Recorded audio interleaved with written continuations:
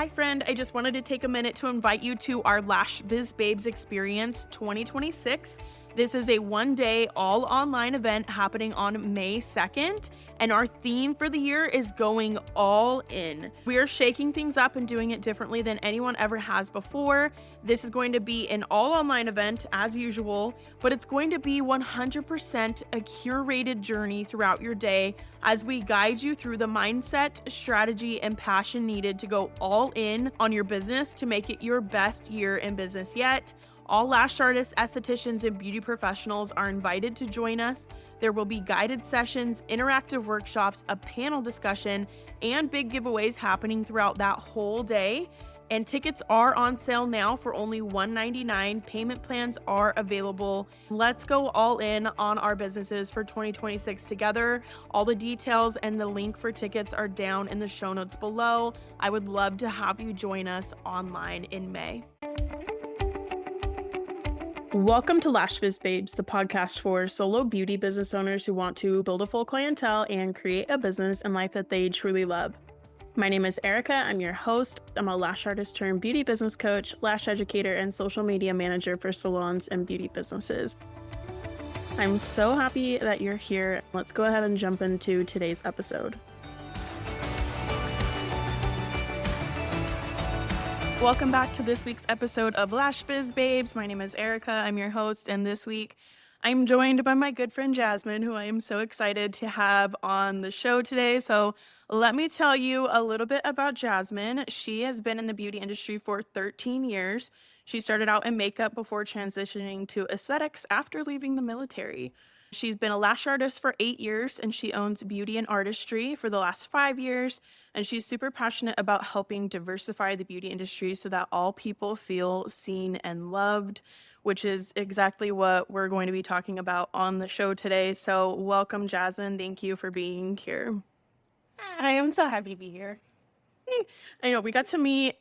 I think we've seen each other at a couple different lash cons now, and it's like we already knew each other online, but it's just so fun to actually get to like meet your friends in person. So I've really loved that part. But before we really get into this episode, I just wanted to start out by saying that my hope and my goal for this episode is to have an open and honest and respectful conversation about diversity and inclusivity in the lash industry, with the goal and purpose of letting others hear maybe what might be a different perspective, a different viewpoint, different way to look at things. And I hope that anyone listening will have an open mind to hearing something that may be different from your own beliefs or your own viewpoint. With all of that being said, having the goal be to bring other people together and to kind of like bridge these gaps and to make the changes necessary to where everyone in the industry does feel loved, they do feel included, they do feel seen, and they do feel like they have a seat at the table. Jazmin, welcome to the show. Would you just start out by kind of introducing yourself a little bit and how you got into the industry? Yeah, so my name's Jazmin Riorden. I actually got into the industry kind of like on accident. I was in the military, and it's the beginning of like the 2000s, 2008, 2010-ish era, and I fell in love with makeup. I found YouTube and I was obsessed, and I wanted everything that had to do with makeup in my life. And it made me feel beautiful. Honestly, I was a girl. I was a complete and utter tomboy. I did not wear makeup until I was 21. And I decided to get out of the military, and I was like, I'm going to become a makeup artist. And then I very quickly realized that there were no qualifications to be a makeup artist. And to me, coming from the military, that felt very, very strange, because literally everything in the military requires some kind of qualification. So I was like, I'm going to go to aesthetic school, and I'm going to learn makeup. And then on top of that, I'm going to be able to show people I know what I'm talking about. And then I went to aesthetic school and I learned zero makeup. I realized very quickly that was not the case of how anything was going to go in my life. So I went to aesthetic school, I graduated, and a year into being an esthetician, I found out about lashes, and I was like, ooh, this is really interesting. But I was like, I don't want any part, because everybody's going to school right now or going to training for lashes. I don't want any part of that. And then I was like, okay, well, maybe I'll just try it and see if I like it. And then I tried it and I was hooked. So, I love that. It's so funny because I ask everyone who comes on the podcast this question. And I think, I mean, I don't know the exact percentage, but to me, it feels like there has to be at least 50% or more of the guests who are like, well, I didn't really mean to get into lashes, like myself included. Like, it was accidental. it kind of just it fell in my lap. And then I was like, I was hooked. I'm neurospicy. And Yeah. so the attention to detail and all of the things about lashing just drew me in. It scratches an itch in my brain. That's how I've always felt. Yes. I love that. So you have a military background, which Mhm. is, I feel like, unique to the beauty industry. Not that you're the only one, but I don't feel like that's as common in the industry. So do you feel like that has shaped the way that you approach like business or leadership today? Definitely. So I think that like every step in my life and in my career has really set me up for success. And I like a lot of people will say that they regret their upbringing or where their start in the beginning is, or there are things that they would change. And I honestly wouldn't change one aspect of it. One, the military afforded me the opportunity to go to aesthetic school and I'm also a massage therapist and to pay for massage therapy school. So I didn't walk away with student debt. Those things were covered and paid for. But also, the background really gave me structure and resilience and the ability to pivot. And at LashCon, I talked about pivoting, and it's such an important thing to be able to do. But the military really teaches you how to do that because a lot of the times under pressure, you have to make a split second decision. And the military taught me how, under pressure, how to thrive. And so we all know in business, especially in the lash industry and in the beauty industry, nothing is guaranteed. Like you could have clients and then they could all cancel. You could have your plans for the year and how things are going to work out, and then the economy affects your business. And so I think more than anything, the ability to like really take accountability and to shift and alter my path and what I want to do, the military has really been able to enable me to do those things very seamlessly without all of the chaos showing on the front end. Yeah, I know. I mean, that actually makes a lot of sense when you think about it, of like, having to make, I don't know, for me, I struggle with like decision paralysis. And so I'm like, what do I do? And then I overthink things and then I put off making the decision. I'm sure like that background where you have to like be able to pivot and make choices under pressure probably helps you make those decisions a little quicker. Yeah, and I definitely think not only that, but like as I went into the military at 17 years old and then I left when I was 25. So I spent 8 years of my life in the military. I was still very malleable and like being able to be shaped and formed at 17. And so a large portion of that also is that I have lived a life of selfless service. So I've thought about other people before I thought about myself and giving my life wholly and truly to other people and having to think about the well being of the masses as opposed to just myself. So I think in the beauty industry, that is something that we like all strive for, right? I mean, our job is to make other people feel beautiful and to make other people feel loved and held and welcome. That kind of all ties in where like my life started out being very much so in service to other people, and I'm still very much so in service to other people. So even though it seems like it was a big jump, it honestly was pretty smooth of a transition from the military to the beauty industry. Yeah, yeah, it seems like a lot of parallels there. That's cool. So thank you so much for sharing on that. So when we're talking about diversity and inclusion, what first inspired you to start focusing on this more in the lash and beauty industry?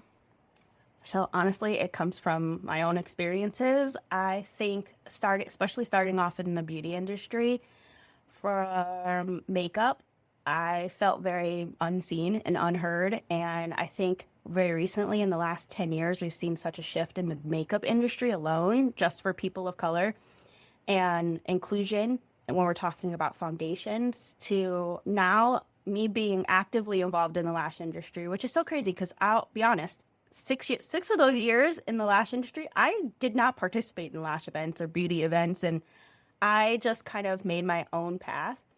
And then I started attending beauty events and trainings, and I looked around and I realized there weren't a lot of people around who looked like me And that representation in speakers and the representation in the kinds of training and the representation in the way we talk about people just wasn't there.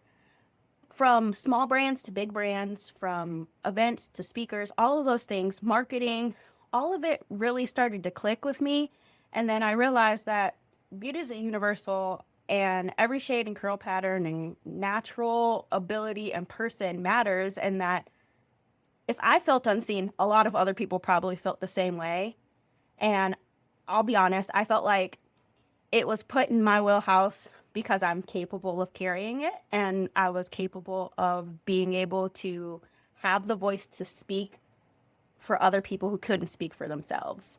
That last part, like, chef's kiss to you because I feel like that is 100% true for you. We attended one of the LashCon classes together, and the whole time you're like speaking up and sharing, and it was great. It was like you're sharing your perspectives, you're helping people, you're like, oh, what about this? I've always loved and appreciated that about you. So I feel like that's 100% true for you. You've talked about some of the different events that you've gone to, and you've been in the industry for a while. So with that, what are some of the biggest gaps or challenges that you've noticed when it comes to representation in the beauty, education, products, events, things like that? Because I don't know, I always feel like the first step to change is kind of recognition of what needs to be changed first. And obviously, not everybody has the same backgrounds or lived experiences. So I wanted to give you an opportunity to just kind of talk about what you've noticed in the industry. So I think one of the biggest gaps is visibility. I think that we still don't see Black and brown educators, speakers, brands being highlighted. And even though they're doing like incredible work out there and there are tons of people who are doing this work. Another challenge is accessibility. So a lot of training content and products aren't created with diverse skin tones or lash textures in mind.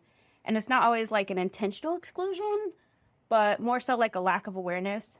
And the lack of awareness basically ends up reinforcing the barriers that currently exist. And so people keep feeling like they don't belong. I always tell people representation really matters, and especially for people in the BIPOC community. So people of color really look for brands that represent them.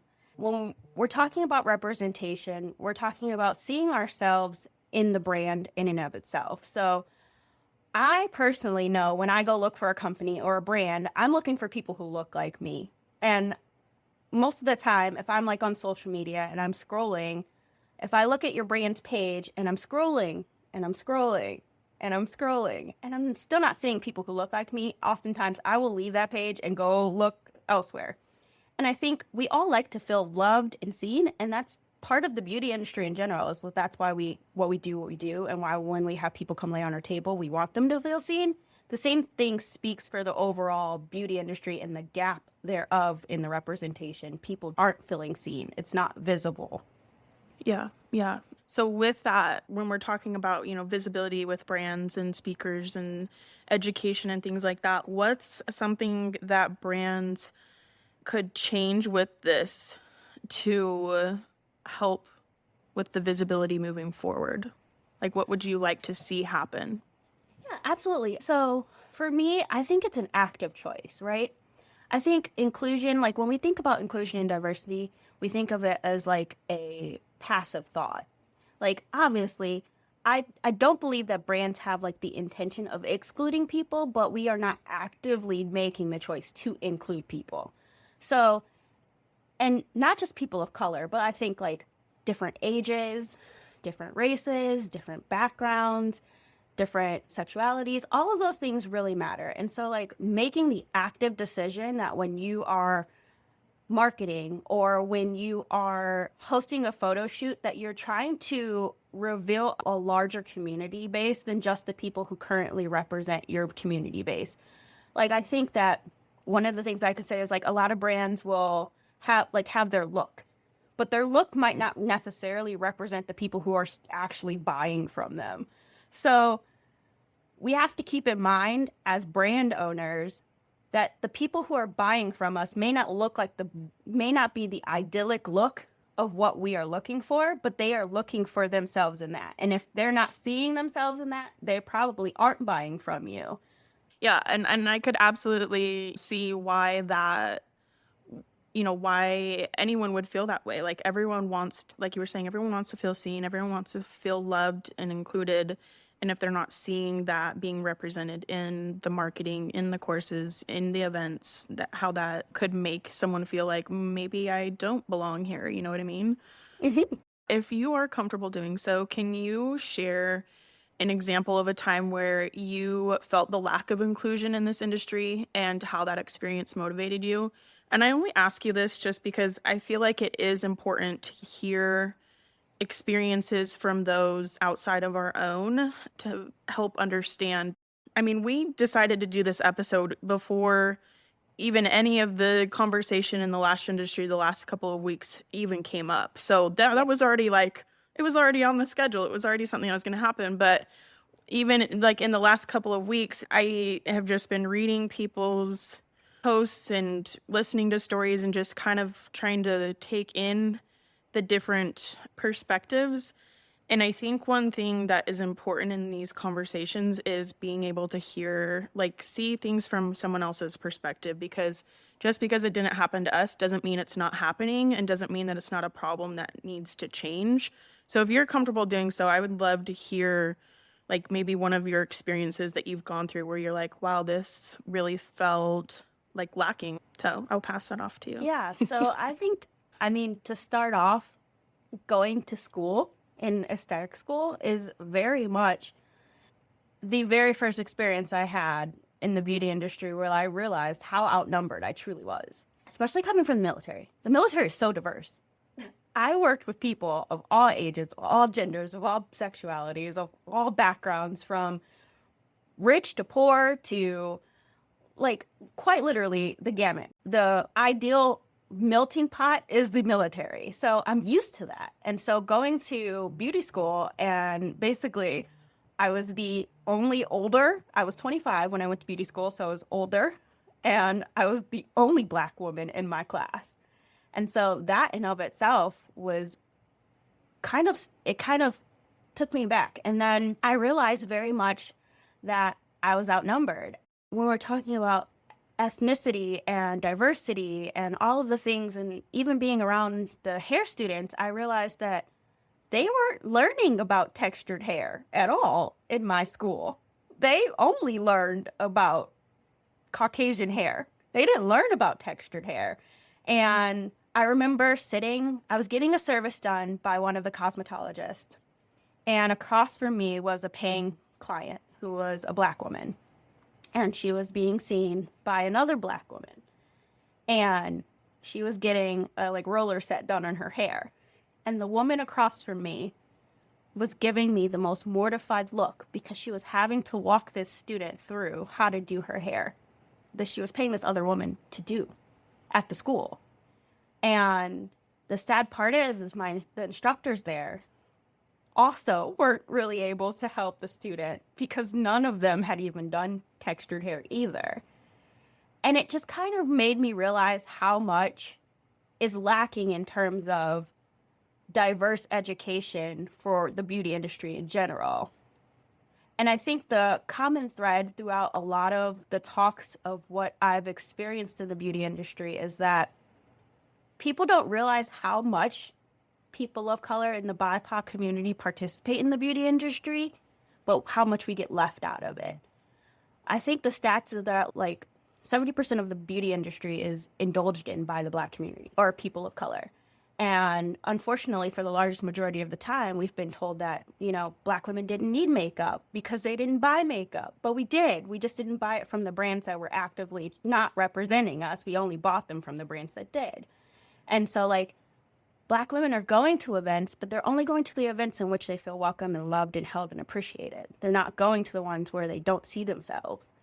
And so I think like for me, it's been from the beginning of my entrance into the beauty industry that I've noticed the lack of inclusion and the lack of diversity. Yeah, I'm not going to even try to add anything to that because, yeah, I mean, I don't have any of those experiences. So all I can really do is just hear, what you have to share with that. And I guess the only thing I can say is just it makes me sad because I know for myself, like, I don't view like other ethnicities or races or sexualities or anything any different, like love everyone and try and give everyone equal opportunities and as I'm able to. So it just makes me sad that people do have those experiences and like I don't know, having to teach someone how to do your hair when you're paying them to do it, that just breaks my heart and I'm sad to that someone did have that experience. So with that, how can lash artists and beauty pros start making their spaces more inclusive? And I know we kind of talked about this as far as like brands and representation, but I wanted to ask this question specifically more so for lash artists in their own spaces for their clients. Like, how can they make those spaces more inclusive and welcoming for people of all walks of life? I think that the inclusion starts with the awareness and the intention. I had this conversation with another lash artist recently who reached out to me and asked me if she could ask me what she could do better. And I think part of it is how we speak about people and what people have and possess. And I can't change the way my lashes are. I can't change my skin tone. I can't change a lot of things about myself. And so we have to actively be mindful of how the speech that we use, because the speech that we use can turn a lot of people off. A good point of reference or a good example of this is like we often talk about monolids and we talk about Asian lashes and how typically they are very straight and downturned, right? But we don't want to talk about them and use that and say the word challenging. And I use this also with black women, right? A lot of us have textured hair. And with textured hair, we might also have textured lashes. But when we take that and we use the word challenging with it, this is a common thread that people of color have a lived experience with. So I've been told my hair is challenging. And so when you say challenging, that means that to me, that means that you don't want to do it. And so I then in turn take that and internalize that as I am not welcome. It's hard work for you and you don't actually want to do it anymore. And I think how we approach situations and talk about people really matters. And I think internally as a community, we might say challenge and we think, oh my God, this is going to be so much like, this is going to be hard, but it's going to be like, it's going to challenge me and I'm going to have a lot of like, I'm going to grow from it. But that's not how clients see the word challenge. They don't see it as a great thing. They don't take it as, oh my God, I'm going to help this lash artist grow. They take it as, okay, she's not going to want me to come back and maybe I should go find somebody who it's not a challenge for. And so I think it really and truly does come down to our awareness and our intention and the use of the words and how we put those words out into the environment. Yeah. Yeah, I 1,000% agree with that, especially because the way you're talking about things isn't going to make people feel welcome or want to come to you if you are speaking about it in that way. Like, I think I saw a reel or TikTok or something with someone who had really curly lashes, and it was like the ethnic lashes, like you were talking about, and they were super curly. And those can be, it's like, I don't know, I've had clients like that before and had to really learn because that wasn't something that was taught in school or anything like that. And so if you're talking about those things of like, oh, this is challenging, this is hard, this is, all those things, like it's not going to make people feel welcome to come to you either. So I'm Yeah, glad and that you. I think like in general, no one wants to Mhm. feel like they're hard for Oh yeah, anybody, right? absolutely. Like, Yeah. and I think that like on my page, you'll never see me talk about how hard a lash set was for me to do, Yeah. Yeah. especially on my forward-facing brand page for my clients to see. Yeah. I Yeah, think absolutely. internally as a community, we can all resonate with having challenges. I think on a daily basis, regardless of who the person is, some Yeah. days lashes are lashing and tweezers are tweezing, and Yeah, I was gonna say some days the they're tweezers. just not. Yeah, Some days they're just not. absolutely. I try not to make those things known and present to clients because they take that away as it being them and not me. Because the challenge isn't them, it's the challenge is I'm being challenged, not Hmm. they're challenging. Yeah. But Yeah. all they hear is that they're challenging. Hmm. I think that's a very easy, direct way to drive someone away, regardless of who they Mhm. are. Tell us about the Melanated Lash Network that you've started. Why did you start it? And like, what's your mission with it? Because I think this is really cool that you're doing this. Because I remember, I think I saw a story from you that was like, I'm going to be so loud that they can't ignore me. Like, I don't remember how you worded that, but just basically that you wanted to bring this mission and this vision that you have to life. So I want to hear more about what that is. Yeah, so I started the Melanated Lash Network, and it kind of started, I'm going to be honest, it's been a soft echo in the background for the last year. And I feel like I was like, oh, no, I don't really want to stir the pot. I don't really want to make anybody uncomfortable.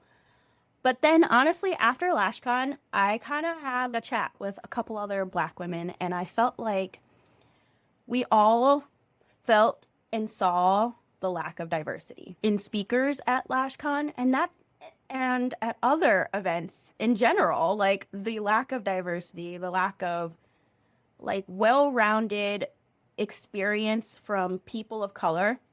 And even like in trade shows, like when you go to trade shows, there's not a lot of BIPOC businesses. So it's very interesting. And so it kind of started as a vision just to create a community where there is not one for people of color. And so I wanted to build a space that allows Black women, Black lash artists to collaborate, connect, and empower each other. Because representation really isn't optional, it's essential.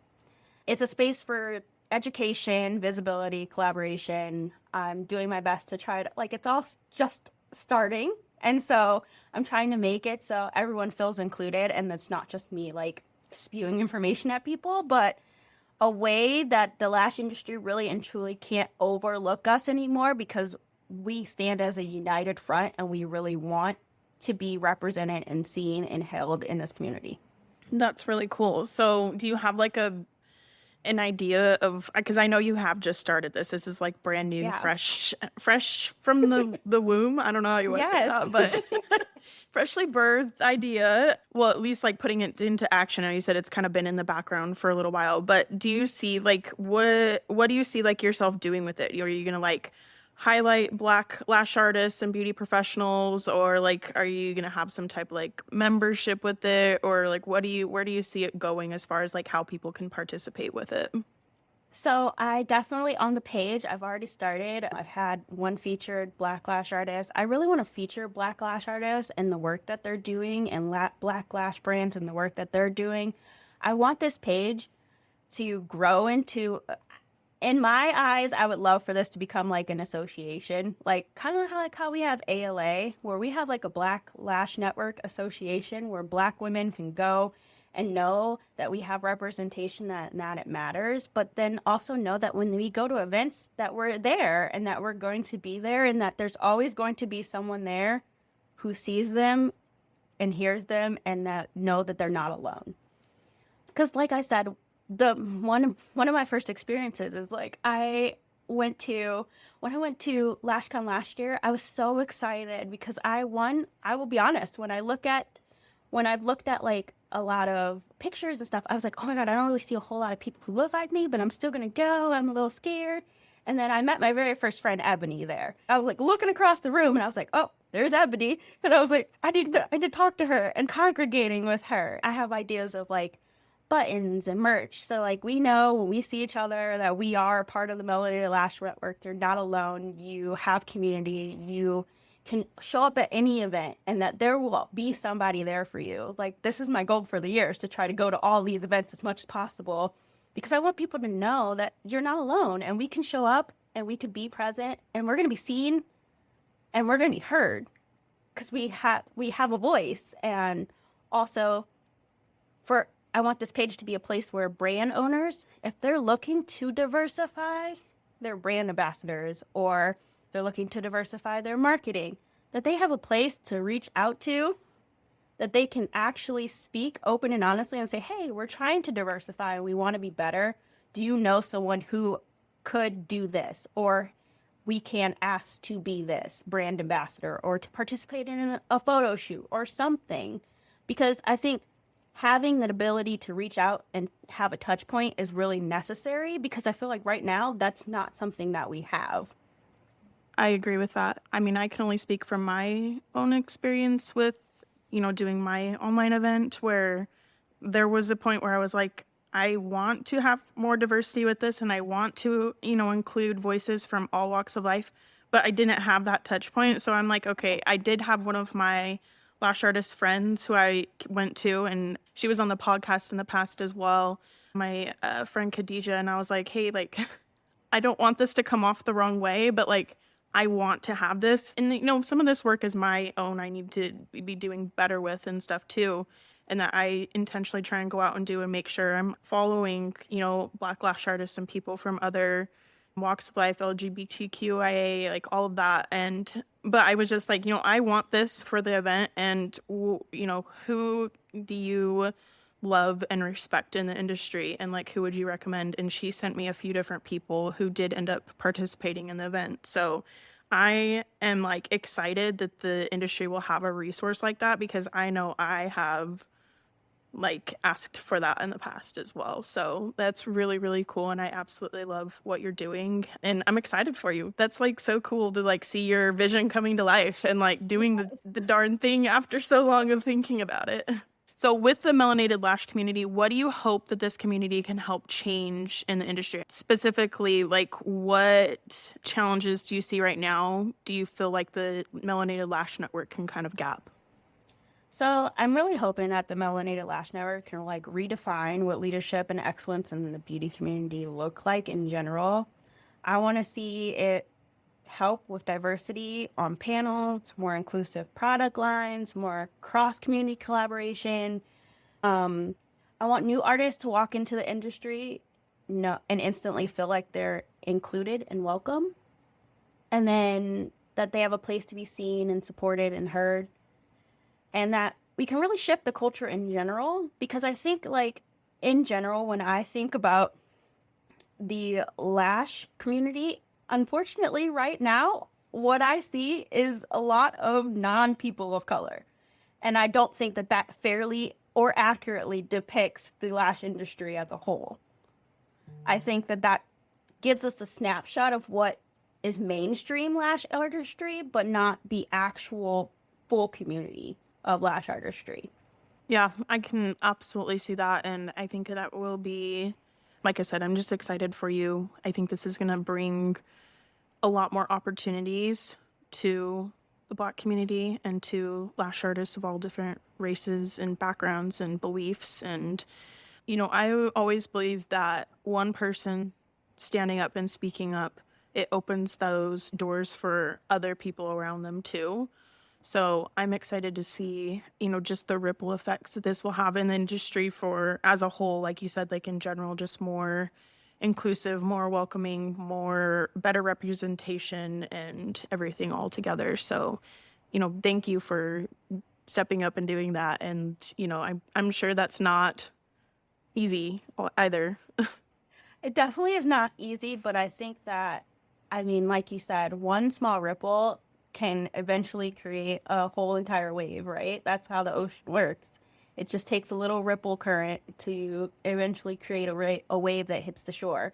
If we all have the same goal in mind, sometimes it just takes creating the structure and the environment to be able to push the front forward. So having a place where we can all meet and collectively gather and then push this idea of inclusivity and diversity is so important, because it does change and it affects everyone. Like, I think last year it was really interesting at LashCon because they had a lot of Hispanic lash artists come forward and say like, oh, it would be so nice if they had some speeches in Spanish and like talks in Spanish. And so they did. And so, like, as a community of Hispanic lash artists, they pushed this idea and then they were like, okay, let's do that. And I think that overall, if we speak loud as one voice as opposed to many teeny tiny voices, the voices get louder and it's more recognizable. And it's like, okay, well, this is what we want. And that as an industry, we all should be supporting this and moving forward. Yeah, and I think that's going to be the really cool part with the Melanated Lash Network is bringing all your voices together so that it can be like one unified voice that is heard industry wide. And yeah, I think that's really cool with the Spanish sessions. That is definitely something they do at International Lash Expo as well. Yeah. And I think she's always done that. I could be wrong on that, but I know that's been something that's important to her with Crystal with her background too. So yeah, I think it's all these little steps in the right direction Yes, that all are these making pockets changes and of making people making waves. changes and Yeah. making waves. Like I know you had Krisha. We've talked to Hmm. Lucretia before, and she has an event. And then also we have Yanni, who has her Lash Yeah. Social in Atlanta. All of these tiny pockets of people making a front and pushing forward and trying to create diversity and inclusion in the lash industry as a whole. Really and truly, like, honestly, I get a lot of inspiration from all of these people. Yeah. They give me the chutzpah to keep going. So Yeah, yeah, I love that one. And I haven't met Yanni in person before, but I love her content on social media. But I have met Lucretia. I got to be a part of her Elite Lash Convention event, and it was so cool because it was a very diverse event with just people from all different walks of life and races, ethnicities, everything. And yeah, honestly, that was probably one of my favorite events that I've been to because everyone was so like interconnected and sharing their experiences and willing to listen to each other. We just had such a good time. Absolutely loved that event, and I would love to see like more of that too because yes. it truly was honestly, like I said, one of the best events that I've been to in the industry for sure. So I love it. Well, any last thoughts or feelings, things that you want to share as we kind of wrap things up? Yeah, so for me, it's inclusion is so important and diversity is so important. And I think that we definitely, as a, baby industry, we're what, 20 years old? We're not very big. We're not very old. We're just coming out of our teenage years and we're trying to figure out, like, are we really adults? I don't really know. And there's going to definitely be some hiccups along the way. But in the hiccups, I think that overall, we're making a front and like we're making steps in the right direction. And so where I come from is that inclusion is really not about discluding anyone from the table, but everyone has to have a seat at the table. And in order for everyone to have a seat at the table, we just have to love each other and hear each other out and respect each other. And that's more so than anything, the most important part. I can't ask to be loved, held, and respected without doing the same. I think one of the things that I said at LashCon to somebody was that I have to give grace in order to get grace, and that goes across the board. I have to give grace in order to get grace, and I'm just excited because I know that there's so much love in this community, and I feel like we all have this love that we all want to share with the world, but we just don't know how to share it in maybe the best way. And so we're all trying really hard, but we just have to give grace as much as possible because our intentions may not be to hurt anybody, and but unfortunately sometimes people get hurt, and in hurting other people we have to take a step back and say that I didn't intend to hurt you and I'm sorry that I did, but I'm going to do better and I'm going to be better and we can all be better together. I'm just going to agree with every single thing that just came out of your mouth. I think they're really, I mean, I always try and see the best in people, and I would like to believe that the industry as a whole has good intentions. And I think you said this on your stories earlier today before we recorded this, that like people have good intentions and they want to pour that love into people and they want to include people, and like I don't think anyone's purpose. I mean, I would hope people are not purposely doing things that are hurtful to others or excluding people or anything like that. But I think it's conversations like this that will kind of help people realize, okay, like you were saying earlier, like it has to be intentional. I think that like no one's I don't believe that the lash industry is purposely leaving people out, but I think it's easy from our own shoes to see the community that we exist in as being inclusive to ourselves. Yeah. So, like, if I see myself, I don't necessarily often have to think about does does the person next to me see themselves? Because that's the thing. It's like Hmm. ultimately we may not be purposely excluding people, but if we're not looking at it through the shoes and the eyes of someone else, we are. excluding people, and it's not intentional. And so when we actively take the step to look at it from someone else's perspective, or look at the situation from someone else's eyes or someone else's background or point of view, we can understand where they feel like there were missteps or where they feel like we're falling short. And then from there, the idea is to acknowledge it and then move and then go forward and Yeah. be better. Yeah. I love that. Just as we kind of wrap things up too, I think it is important to point out, like where you were talking about giving grace too, because there's never going to be a brand or an event or a person or a service provider who's ever going to be 100% perfect with any of these things. And there's going to be times like I don't know, I just feel like with events or things like that, like it's never going to be 100% perfect for every single person. There's always going to be some type of feedback of something they could do better. And I just think it's important that people are trying and striving to do better, even if they're not 100% perfect at it right now. Yeah, and I think I love the fact that all the events that I've been to, after the event has happened, they've sent out like a feedback form, and they want to know what you feel like that they fell short in, and where you feel like they did a great job, and what you feel like they could have done better, or who do you want to see talk next year? What events did you like or didn't you like at the event? Because they actively want to hear from you. Unfortunately, the downfall in that is that a lot of people don't actually send the feedback, and so if you don't send the feedback, people can't change things. It can't get better if we don't actually provide the feedback. And I think that giving grace across the board is like, I understand that like we are all imperfect people. These are all events that like we have the best intentions in mind, and sometimes they fall short of like, I went to an event and they were expecting a specific kind of turnout because they invited a certain amount of people. Well, in events, you realize like, oh, I'm supposed to over invite people so that the right amount of people will show up, not under invite, like, or meet the exact number. And then you realize, okay, well, like, oh man, now I know for next time that I need to over invite so that I know that I can get the people there that I want to be there. And like giving grace in the fact that we're all trying to figure out and navigate this together. Like I said, lash industry is 20 years old. We're all trying to figure this out together.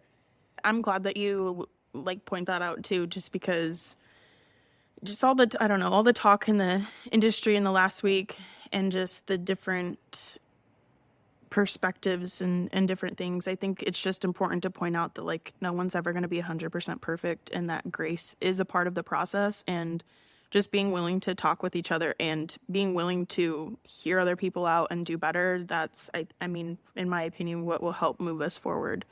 For sure. And for me, like, I think the lash industry the last couple weeks has felt a little heavy, right? Yeah. We felt a little heavy. And in the heaviness, I think that, like, understanding, trying to see other people's perspectives, giving grace, but also in turn looking at our own perspective and saying, where did I fall short in the delivery of my perspective? Because sometimes I think it's not necessarily what we say, but how we say it. Mm-hmm.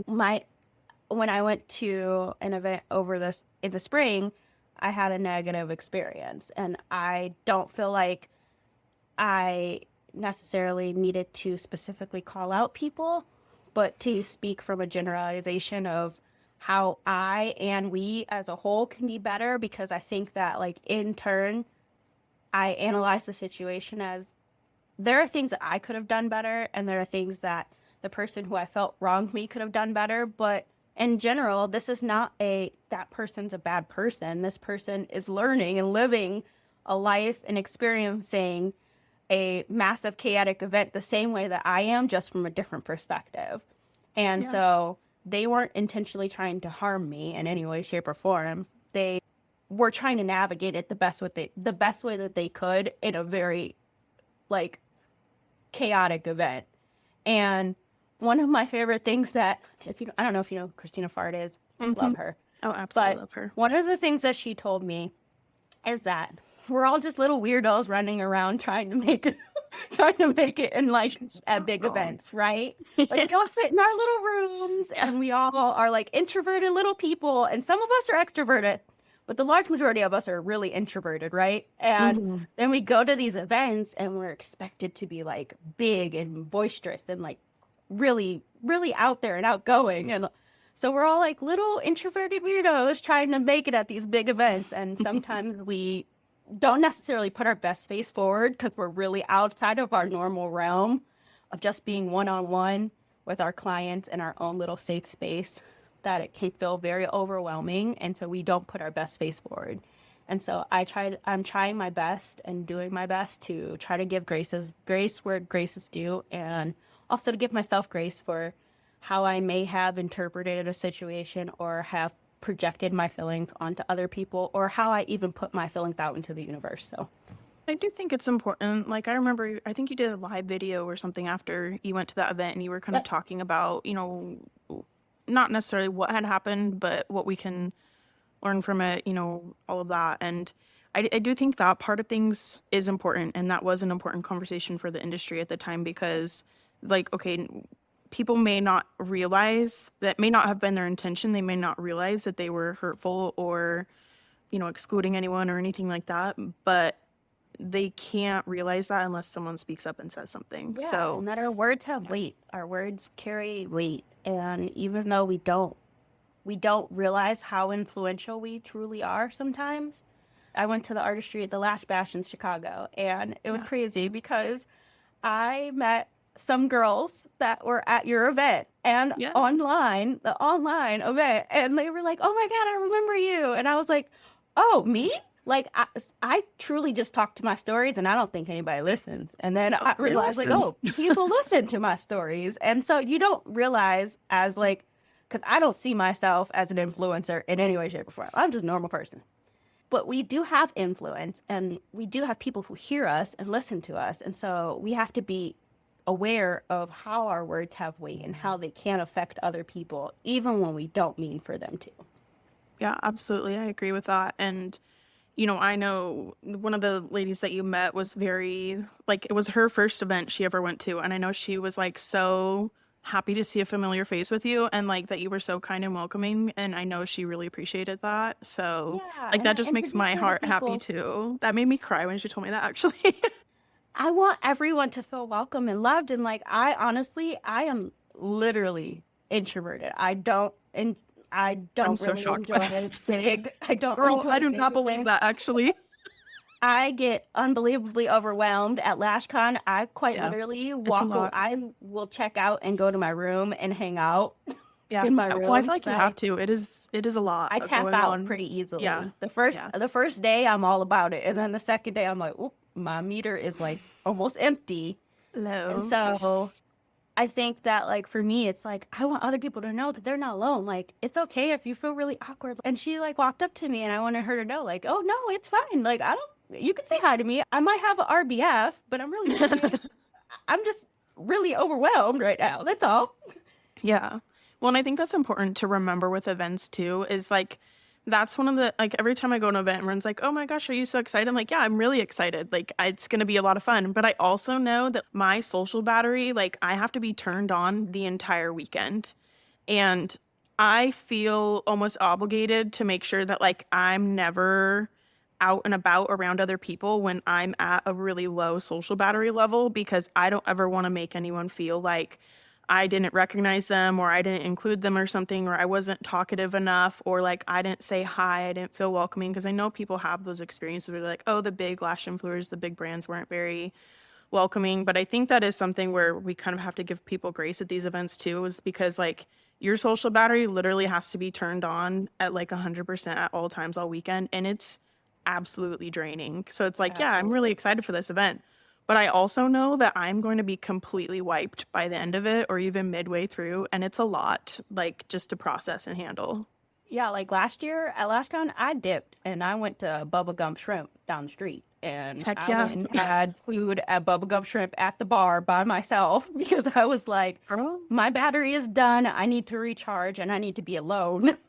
And I Yeah. think it's okay to step away for a minute, right? Like these Hmm. events are unbelievably draining. Like I said, we are all literally, generally, even if we're extremely extroverted, we're used to being one-on-one with people in our room. Yeah. We have our table with our one person, and we hold that one conversation.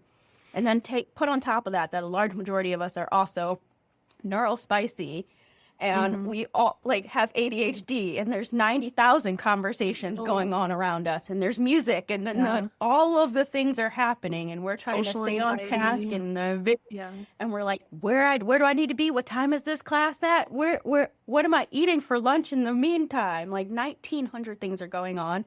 And so I have to actively tell myself to give myself grace, but also to give other people grace, because as much as I feel awkward and unsure and socially awkward or uncomfortable, there are probably 1,000 other people at a big event who feel the exact same way I do.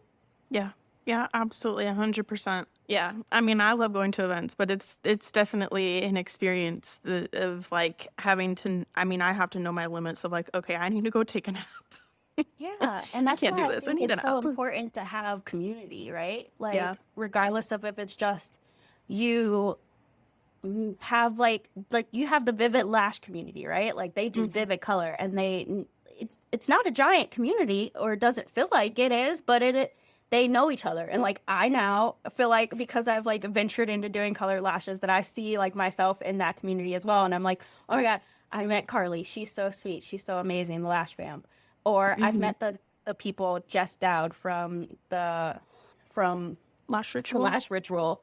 And I'm like, oh my God. So when I see people now, I'm like, okay, I've seen them online, I've met them in person, and now I don't feel like I'm like completely alone. And so like I'm like, having this Melanated Lash Network, I want to be able to like have people know, like, I'm a Black girl. When if I go to LashCon, even though I don't have in-person lash friends, that when I get there, my virtual lash friends they're gonna see me in person. They're gonna be like, oh my God, I know you, and we Yeah. could talk, we could hang out, and I don't have to navigate this alone. So Yeah. Yeah. And that's gonna be such a cool part of it that I'm really excited for you to have that and for others to be able to go to events or to even just online, like when they're going on social media, they know they have that community to support them and they have the love and support and encouragement and like help from that. So yeah, I think that's going to be really cool. And I mean, I know when I go to events,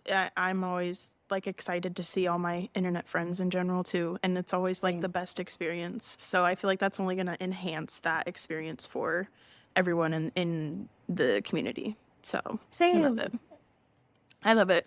Also, just a little side note, if you ever see me at an event, like please come say hi. Also, like I'm always willing, like I always try and like meet people and say hi, but like I know people from their Instagram usernames and I don't always immediately put the face to the name and I don't always recognize people's actual names. So like it's kind of funny because someone will introduce themselves to me and I don't immediately clock it right away like who they are, but then they're like, "Oh, here's my Instagram username." I'm like, "Oh my gosh, I remember every single conversation we've ever had. I know every course you've ever taken from me. I know like all of these things." And it's just so I don't know, for That's me my like takeaway. yeah. That was my number one thing. I said this at last time a million times. In any event out there, if you have badges, can we put Yes. people's socials on them? Because I quite literally don't know people's real names. I don't Like, I I'm like, interact with them as their oh, you're usernames. I know Yeah. you by your little picture and what you post and your stories. So like, and then some people don't even post their pictures at all. Yeah, well, And and that's I'm why like, I'm like, oh, I don't know who you I are. don't. And then I'm Yeah. like, oh, I know you. Oh, you talked about this last week. Oh, Yeah, okay. yeah, exactly. I'm like, oh my gosh, no, I remember, and I'm the same way with clients too. I have a hard time with names, but if I remember like one thing, like, oh wait, you're the one who went to Hawaii last week. I remember every single conversation we've ever had. And I And feel like, terrible about that, yeah, because sometimes I do have clients where their name pops up on my book, and I'm like, who is yeah, no, that? literally. And then I go look back at their history, and I'm like, I've seen them a million times. And then they walk through the door, and I know their face, and I remember everything we've Yeah. ever talked about. But for some reason, their name and their face don't connect for me in my brain. Yeah, yeah. So I think that's something important. Like while we're having the discussion of like events and things like that, I know for me, like, come tell me when you introduce yourself, tell me what your Instagram username is, because I promise you, I will absolutely remember you. I just have to like put two and two together first. Exactly. So I love it. Well, thank you so much, Jasmine, for coming on and just being willing and open to sharing your experiences and your perspectives and your hopes for the industry. And I truly hope that everyone who's listened learned something from you today and is willing to take what they've heard and what they've learned today and go back in their own business and kind of reevaluate, how they can do better with diversity and inclusion in the industry. Because I do feel like it's an important step to making everyone as a whole in the community, in the Lash community, feel welcome and loved and included and feel like they have a spot at the table. So I really appreciate you. Thank you so much. Thank you for having me. Oh, one last question. Where can they find you online to connect with you at and, get involved with the Melanated Lash Network and just keep connected with you? Sure. So my business page is at Beauty and Artistry, the letter N. So beauty, Beauty, the letter N, artistry. And then the Melanated Lash Network is Melanated Lash Network on Instagram as well. Perfect. And I'll have the links for those down in the show notes below so you guys can go check them out and go give her a follow on both those places. And, if there's anything, we can do to continue to support you and, support the Melanated Lash Network, please feel free to reach out and let me know because I would love to support you in any way that I can.